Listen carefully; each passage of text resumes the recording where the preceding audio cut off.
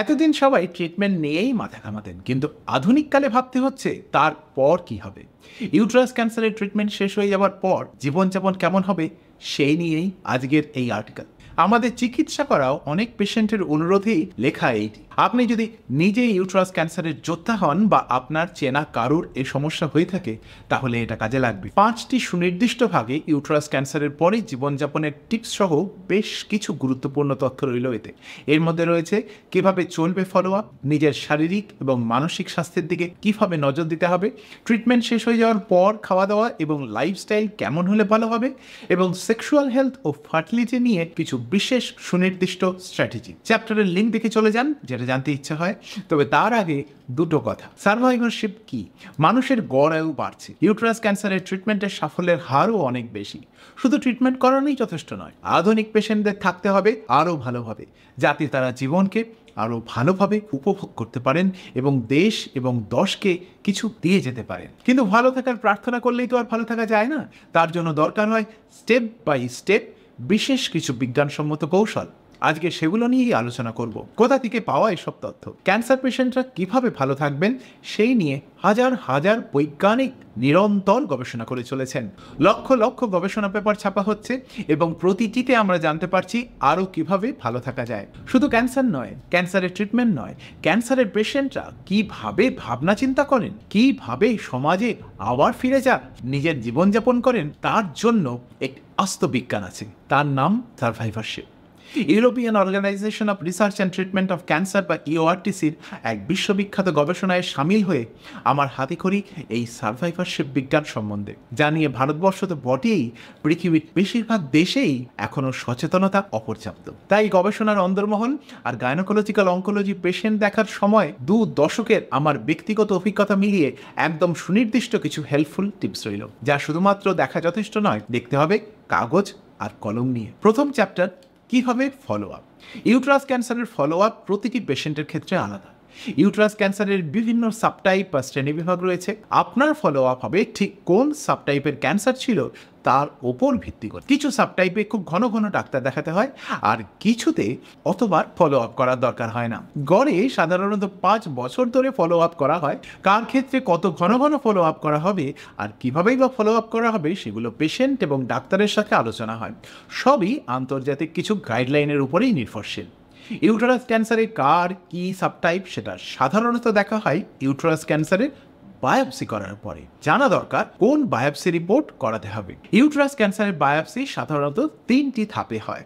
প্রথম ধাপ, যদি ইউটেরাস ক্যান্সারের সার্জারির আগেই বায়োপসি হয়ে থাকে বা অপারেশনের দিন যদি ফ্রোজেন সেকশন বায়োপসি হয়, এতে প্রাথমিক তথ্য পাওয়া যায়। দ্বিতীয় ধাপ, যেটাকে বলা হয় প্যারাফিন বা প্রথাগত বায়োপসি, এই রিপোর্ট আসতে সময় লাগে 7 থেকে 10 দিন, যেখানে পুরো ইউটেরাস, ওভারি, ফ্যালোপিয়ান টিউব এবং আনুষঙ্গিক লিম্ব গ্ল্যান্ড ইত্যাদি বায়োপসিতে চেক করা হয়। এতদিন এইটুকুই করে আসা হচ্ছিল। বিগত কয়েক বছরে ইউটেরাস ক্যান্সারের বায়োপসিতে তৃতীয় একটি ধাপ যুক্ত হয়েছে। তৃতীয় ধাপ কি? যেখানে টিউমারের জেনেটিক অ্যানালাইসিস করা হয়। এই জেনেটিক অ্যানালাইসিস করে প্রথাগত বায়োপসি ছাড়াও আরও নানা রকম জেনেটিক তথ্য পেশেন্টের টিউমার থেকে বিজ্ঞানীরা জানার চেষ্টা করেন। কেন? কারণ এতে পেশেন্টের ভবিষ্যতের সাথে সেই পেশেন্টের ছেলে, মেয়ে, নাতি নাতনির ভবিষ্যৎ আরও ভালোভাবে বোঝা যেতে পারে। এই তৃতীয় ধাপ বায়োপসির রিপোর্ট আসতে কখনো কখনো 2 থেকে 4 সপ্তাহ সময় লাগতে পারে। এই 3 ধাপ পূর্ণাঙ্গ রিপোর্টের উপর ভিত্তি করে ক্যান্সারের টাইপ, গ্রেডিং আর স্টেজিং নির্ধারিত হয়। 3টি আলাদা টাইপ মানে কি? অর্থাৎ কি ধরনের ক্যান্সার। গ্রেড, কত তাড়াতাড়ি কোষ বিভাজন চলছিল, অর্থাৎ ক্যান্সার কত আক্রমণাত্মক ছিল। স্টেজ, সার্জারির আগে ক্যান্সার কত দূর ছড়িয়েছে। এই সব বুঝে সার্জারির পর রেডিওথেরাপি বা কেমোথেরাপি লাগবে কিনা তা নিয়ে আলাপ আলোচনা করা হয়। কি হয় ফলো আপে? সমস্ত ট্রিটমেন্ট পাথওয়ে শেষ হয়ে এলে আসে ফলো আপের প্রশ্ন। এর মধ্যে দুটো জিনিস গুরুত্বপূর্ণ। এক, নির্দিষ্ট ব্যবধানে পেশেন্ট ডাক্তারবাবুর কাছে এসে এক্সামিনেশন করাবেন এবং ডাক্তারবাবুকে তার সুবিধা অসুবিধার কথা বলবেন। 2, পেশেন্টের জীবনযাত্রা কেমন চলছে সে নিয়ে ডাক্তারবাবুর সাথে পেশেন্টের কথাবার্তা হবে। এই অংশটি অনেকেই হেলাফেলা করেন, কিন্তু লাইফস্টাইল পরিবর্তন ইউটেরাস ক্যান্সারে একটি বড় অংশ জুড়ে রয়েছে। একটু বাদেই সেটা নিয়ে আলোচনা করব। এই দুটো প্রাথমিক ধাপ ছাড়া কখনো কখনো পেটের ছবি বা ইউএসজি, সিটি স্ক্যান বা এমআরআই স্ক্যান করার প্রয়োজন হয়। কখনো কখনো কিছু রক্ত পরীক্ষা করা যেতে পারে। মনে রাখা দরকার, এই ফলো আপ অ্যাপয়েন্টমেন্টগুলো নিয়মিত হওয়া বাঞ্ছনীয়। হঠাৎ করে একদিন ডাক্তারের কাছে এসে দেখানো আদতে সত্যিকারের ফলো আপ নয়। এই ফলো আপে পেশেন্টের দিক থেকেও একটি বিশাল সুবিধা হয়, কারণ তিনি ডাক্তারবাবুর সাথে নিজের মনের প্রশ্নের সব উত্তর খোলসা করে জেনে নিতে পারেন। এই ফলো আপের সাথে আরেকটি জিনিসও লুকিয়ে থাকে, যেটাকে সাধারণ মানুষ ফলো আপ বলেই মনে করেন, কিন্তু আসলে সেটা ফলো আপ নয়, তাকে বলা হয় মনিটরিং। ডাক্তার এবং পেশেন্ট দুজনেই মনিটরিং করবেন কোনো ভ্যাজাইনাল ব্লিডিং, তলপেটে ব্যথা বা না চাইতে ওজন কমে যাচ্ছে কিনা। হলেই যে সেটা ক্যান্সার ফিরে আসবে এরকমটা নাও হতে পারে, কিন্তু তার যথাযথ ডায়াগনোসিস এবং চিকিৎসা হওয়া প্রয়োজন। মনিটরিং করতে হয় তিনি দৈনিক কি খাচ্ছেন, গান শুনছেন কিনা, বাড়ির বাইরে হাঁটছেন কিনা, বা কয়েক মাস অন্তর হলিডেতে যেতে পারছেন কিনা। উদ্দেশ্য একটাই, কখনো যদি শরীর এদিক ওদিক যেতে শুরু করে তাহলে যাতে আগেই সেটাকে ধরে তার ট্রিটমেন্ট শুরু করা সম্ভব। এক্ষেত্রে আরেকটি ফলো আপের ব্যাপারে কথা না বললে ব্যাপারটা অসম্পূর্ণ থেকে যাবে। ইউটেরাস ক্যান্সার যাদের হয় তাদের অনেকেরই ব্লাড প্রেশার, ডায়াবেটিস, থাইরয়েডের সমস্যা বা হাঁটুর আর্থ্রাইটিস থাকে, কারো সমস্যা বাড়তি ওজন। এই প্রত্যেকটি ক্ষেত্রে যথাযথ স্পেশালিস্ট ডাক্তারবাবুর কাছে গিয়ে সেখানে আলাদা করে ফলো আপ করানো দরকার। শুধু অঙ্কোলজি ডাক্তারের কাছে এই ধরনের জিনিসগুলো ফলো আপ করানো যথেষ্ট নয়। শেষে বলি, ফলো আপ চলবে দু ধরনের ডাক্তারের কাছে, যাদের কাছে ক্যান্সারের ট্রিটমেন্ট হয়েছে সেখানে, এবং তার সাথে মেডিসিনের ডাক্তার দেখিয়ে যাতে সর্বাঙ্গীন স্বাস্থ্যের উন্নতি হয় সেভাবে। এই নিয়ে আরও খানিকটা তথ্য রইল, যেখানে আমরা বলেছি যে আপনার ফিজিক্যাল রিকভারি কেমন হবে সেই চ্যাপ্টারে। দ্বিতীয় চ্যাপ্টার, শারীরিক রিকভারি। ফিজিক্যাল রিকভারি বা শারীরিক সেরে ওঠা। জানতে হবে কোন সিমটম নর্মাল আর কোনটা অ্যাবনর্মাল। এই চ্যাপ্টারে তিনটি ভাগ। এক, নতুন ধরনের জীবনযাপনের সাথে নিজেকে মানিয়ে নাও। মনে যে প্রশ্নগুলো আসছে সেগুলো কাগজে লিখে রেখে ডাক্তারের পরের অ্যাপয়েন্টমেন্টে সমস্ত প্রশ্নের উত্তর জিজ্ঞাসা করে নিন। শুধু মনে রেখে জিজ্ঞাসা করা যথেষ্ট নয়, লিখে রাখুন। নিজের স্বাস্থ্য ভালোভাবে মনিটরিং করুন নিজে। কোনো ধরনের অচেনা সিমটম এলে সেগুলোকে মনিটরিং করা, লিখে রাখা। জানতে হবে কোন সিমটম নর্মাল আর কোনটা অ্যাবনর্মাল। প্রয়োজন হলে ডাক্তারের কাছে গিয়ে জিজ্ঞাসা করে নেওয়া। মেনোপজের সিমটম সম্বন্ধে জানুন। আপনার আগে মেনোপজ না হয়ে থাকলে ইউটেরাস ক্যান্সারের পুরো ট্রিটমেন্টের শেষে মেনোপজ শুরু হবে। It is a welcome step of treatment. এই মেনোপজকে বলা হয় সার্জিক্যাল মেনোপজ। মেনোপজের সিমটম ও জীবনযাপন সম্বন্ধেও জেনে নিন, নইলে মেনোপজের সিমটমকে ক্যান্সার ফিরে আসা ভেবে রাতের ঘুম উড়ে যাবে। এই নিয়ে আমাদের মেনোপজের আর্টিকেলের লিঙ্ক নিচে দেওয়া রইল। অকারণ ক্লান্তি অনুভব করছেন, যাকে বলা হয় ফ্যাটিক বা ক্লান্তির চিকিৎসা রয়েছে, যদিও সেই চিকিৎসা খুব স্ট্র্যাটেজিকভাবে স্টেপ বাই স্টেপ ফলো করতে হবে। আমাদের লেখা আরেকটি আর্টিকেল ক্যান্সার পেশেন্টের এনার্জি ফিরে পাওয়া পড়তে পারেন, তার মধ্যে এই নিয়ে বিশদে বলা রয়েছে, লিঙ্ক নিচে। ইউটেরাস ক্যান্সারে অনেক সময় লিম্ফ নোড রিমুভ করার দরকার হয়। এরপরে কিছু অল্প সংখ্যক মহিলার পা ফলে বা কখনো কখনো লিম্ফ ফ্লুইড পেটের মধ্যে জমে লিম্ফ সিস্ট তৈরি করে।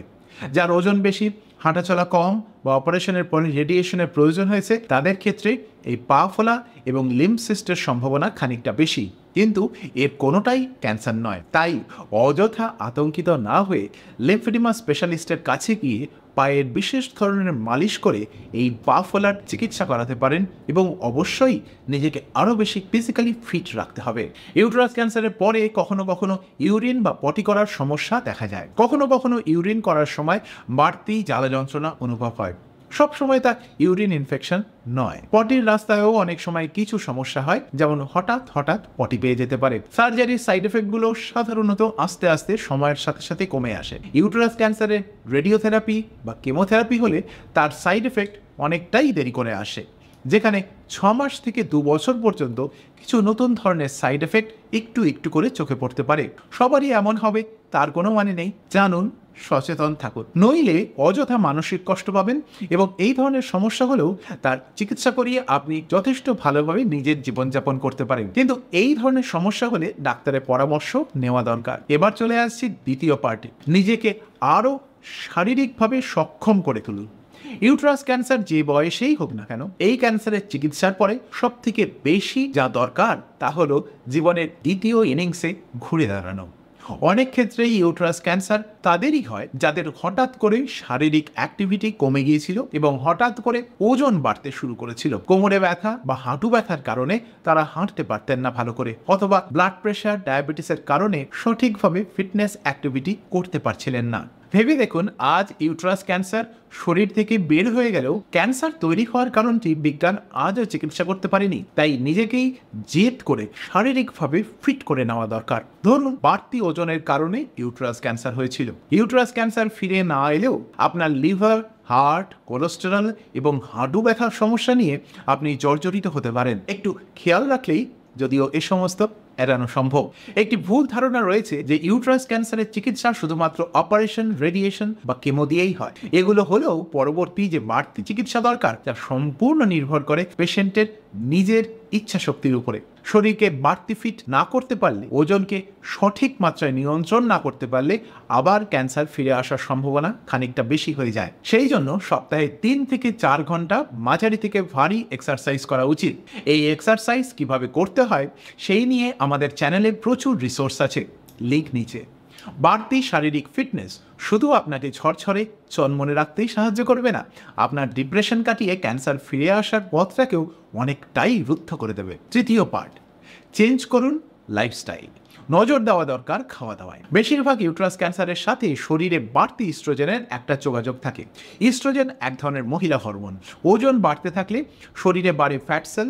প্রতিটি অতিরিক্ত ফ্যাট সেল তৈরি করে বাড়তি ইস্ট্রোজেন। সুতরাং ওজন যাতে না বাড়ে সেই দিকে যথেষ্ট মনোযোগ দেওয়া দরকার, কারণ ওজন বেড়ে যাওয়া মানেই বাড়তি ফ্যাট সেল এবং তার মানে শরীরে আবারও বাড়তি ইস্ট্রোজেনের আনাগোনা। বাড়তি ইস্ট্রোজেন আসতে পারে পরিবেশ থেকেও। বন্ধ করা দরকার সে পথগুলোকেও। গরুকে ইস্ট্রোজেন ইনজেকশন দিয়ে দুধ দেওয়া হচ্ছে, সেখান থেকে দুধ খাওয়া বন্ধ করতে হবে। প্রয়োজন হলে অধুনা শহরী জীবনে অবলুপ্ত হয়ে যাওয়া গোয়ালা ভাইদের হাড় জিরজিরে গরু থেকে নিয়ে আসুন আপনার পানীয় দুধ। হয়তো দেখবেন সেই গোয়ালা ভাইরা নিজেদের পরিবারের জন্য কেবল সেই গরুটির দুধই খাওয়ার। অতিরিক্ত ইস্ট্রোজেন আসতে পারে অন্য অনেক কেমিক্যাল থেকে। তাদেরকে একসাথে বলা হয় এন্ডোক্রাইন ডিস্টার্বিং কেমিক্যাল বা ইডিসি। এই নিয়ে আপাতত গুগল সার্চ করে নিজেই পড়াশোনা করে নিন। কিছুদিনের মধ্যে পরের আর্টিকেলে কথা বলবো ইডিসি নিয়ে। কোথায় নেই ইডিসি? ইস্ট্রোজেন থাকে গাছেও, তার নাম ফাইটো ইস্ট্রোজেন। ফাইটো মানে গাছ, আর ইস্ট্রোজেন মানে হরমোনের নাম। ফাইটো ইস্ট্রোজেনের 3টি খুব common source: soybean, flaxseed, chia seed. এই ধরনের ফাইটো ইস্ট্রোজেনের সোর্স অজান্তেই আপনি নিয়মিত শরীরে ঢোকাচ্ছেন না তো? ভেবে দেখার সময় এসেছে। ডায়েট কীরকম হওয়া দরকার, কিভাবে নেবেন আরও প্রোটিন, কি বাসন কোসনে রান্না করবেন এবং কাদের সাথে বসেই বা আপনি রাতের খাবার খাবেন, এই নিয়ে আমাদের 2টো ভিডিও রয়েছে, অচেনা ডায়েট আর অজানা ডায়েট, নিচের লিঙ্ক। আর জল, সেটা নিয়ে তো না বললেই নয়। ভারতবর্ষের মতো গ্রীষ্মপ্রধান দেশে কমপক্ষে 3 লিটার জল খাওয়া অত্যন্ত জরুরি। যদি অভ্যাস থাকে তাহলে ছাড়ুন স্মোকিং। তামাকের কোনো প্রোডাক্টই সেফ নয়। বন্ধ করতে হবে গুড়াকু দিয়ে দাঁত মাজা, আর অ্যালকোহল থেকে যতটা দূরে থাকা যায় ততই ভালো। WHO বারবার সতর্ক করেছেন যে অ্যালকোহল সেবনের কোনো সেফ লিমিট নেই, পুরোটাই আনসেফ। চতুর্থ চ্যাপ্টার, মনের দিকে খেয়াল। কোনো অসুখের পর পেশেন্ট কিভাবে চিন্তা করেন সেটাও আমূল পাল্টে যায়। এ নিয়েও পৃথিবীতে প্রচুর গবেষণা হয়েছে। জার্মান দার্শনিক মার্টিন হাইডেগার মানুষ কিভাবে চিন্তা করেন আর কিভাবে দুশ্চিন্তাগ্রস্ত হয়ে পড়েন সেই নিয়ে প্রচুর গবেষণা করেছিলেন। তার বিখ্যাত বই বিইং অ্যান্ড টাইম 1927 সালে প্রকাশিত হয়েছিল। 2 বিশ্বযুদ্ধের মৃত্যু মিছিল দেখতে দেখতে হাইডেগার লিখেছিলেন এই বই। তিনি পৃথিবীকে শিখিয়ে দিয়ে গেছেন বিপদে পড়লে মানুষের চিন্তা ভাবনা কিভাবে হয়। বিপদ কেটে গেলে সবাই ভালো থাকে, কিন্তু বিপদ না চলে গেলেও তার উদ্ধারের রাস্তা কি, এই বিষয়ে ক্যান্সার পেশেন্ট কিভাবে চিন্তা করেন সেই গবেষণা শুরু হয়েছে। অনেকেই ভাবেন পেশেন্ট বোধহয় ক্যান্সারকে ভয় পান। আসলে তারা ভয় পান জীবনের অনিশ্চয়তাটাকে। এদিকে আমাদের মনের তো কোনো ইলেকট্রিক সুইচ নেই, তাই ক্যান্সার পেশেন্টকে হঠাৎ করে মন ভালো করে ফেলুন বললেই তারা মন ভালো করতে পারবেন না। 2 দিন ভালো থাকবেন, কিন্তু তৃতীয় দিন থেকেই সমুদ্রের ঢেউয়ের মতো মন খারাপ আবার ফিরে আসবে। তাই দরকার যথেষ্ট লং টার্ম স্ট্র্যাটেজিক চিন্তাভাবনা, আর প্রয়োজনে দরকার ডাক্তার বা সাইকোলজিস্টের কাছে মেন্টাল হেলথ টিপস, যার অনেকটাই আমরা আমাদের আরেকটি রিসার্চ আর্টিকেল ক্যান্সারে আত্মসমর্পণ না প্রতিকার এই আর্টিকেলে আলোচনা করেছি, লিঙ্ক নিচে। নজর রাখা দরকার মানসিক স্বাস্থ্যের দিকেও। আপনি যে স্কুল কলেজে পড়াশোনা করেছেন সেখানে একদিনও আপনাকে পড়ানো হয়নি কিভাবে আপনার শরীর আর মন ভালো রাখতে হবে। আজ সেগুলো সময় নিয়ে শিখে নেওয়ার দিন। সেগুলোই আপনার জীবনের আসল টনিক। 5ম চ্যাপ্টার, সেক্সুয়াল হেলথ আর ফার্টিলিটি। প্রথমে ফার্টিলিটি। সাধারণত ইউট্রাস ক্যান্সার যে বয়সে হয় সেই বয়সে মহিলাদের ফ্যামিলি কমপ্লিটই হয়ে যায়। যদিও আজকাল অল্প বয়সীদের, বিশেষত যাদের পলিসিস্টিক ওভারিয়ান সিনড্রোম রয়েছে, তাদের ক্ষেত্রে বাড়তি ইস্ট্রোজেনের প্রভাবে অল্প বয়সে ইউট্রাস ক্যান্সার দেখা দিচ্ছে। ক্যান্সারের অবস্থায় মা হতে চাইলে সেই চিকিৎসাকে বলা হয় fertility sparing treatment of uterine cancer. আমাদের ভিডিও রিসার্চ আর্টিকেল ইউট্রাস ক্যান্সারের পরেও মাতৃত্ব, সেখানে এটা বিশদে বলা রয়েছে,